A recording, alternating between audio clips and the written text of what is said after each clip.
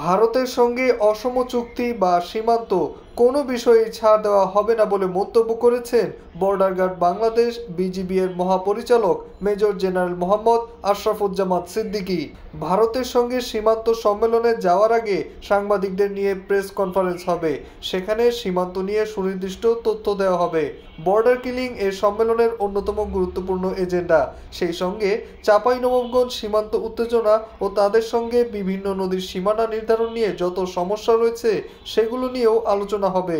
মোট কথা কোনো বিষয়েই তাদের ছাড় দেওয়া হবে না বলে জানিয়েছেন বিজিবি এর মহাপরিচালক। প্রসঙ্গত, আগামী মাসে ভারতের রাজধানী নয়াদিল্লিতে বর্ডার গার্ড বাংলাদেশ বিজিবি ও ভারতীয় সীমান্তরক্ষী বাহিনী বিএসএফ এর মহাপরিচালক পর্যায়ের সীমান্ত সম্মেলন হবে। সীমান্তে যে কোনো ধরনের অনাকাঙ্ক্ষিত পরিস্থিতি কিংবা অপতৎপরতা রোধে বিজিবি সম্পূর্ণ প্রস্তুত ও সতর্ক রয়েছে। উত্তরবঙ্গের ৮ জেলায় রয়েছে ১,৯৩৭ কিলোমিটার ভারত বাংলাদেশ সীমান্ত। সেই সীমান্তের নিরাপত্তা বাড়ানো হয়েছে। Thermal camera, night vision camera, CCTV camera ও ড্রোনের সাহায্যে নজরদারি চালানো হচ্ছে।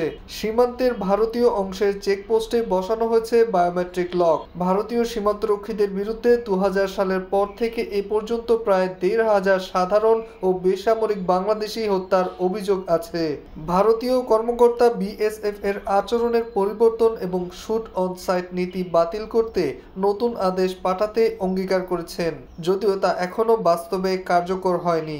আরও একটি তথ্য বলছে, ২০০৯ থেকে ২০২০ পর্যন্ত বিএসএফ কর্তৃক বাংলাদেশিদের আহতের সংখ্যা ৫০৭ জন, মোট অপহৃতের সংখ্যা ৬৮৪ জন সহ ২০ জন নিখোঁজ হয়েছেন।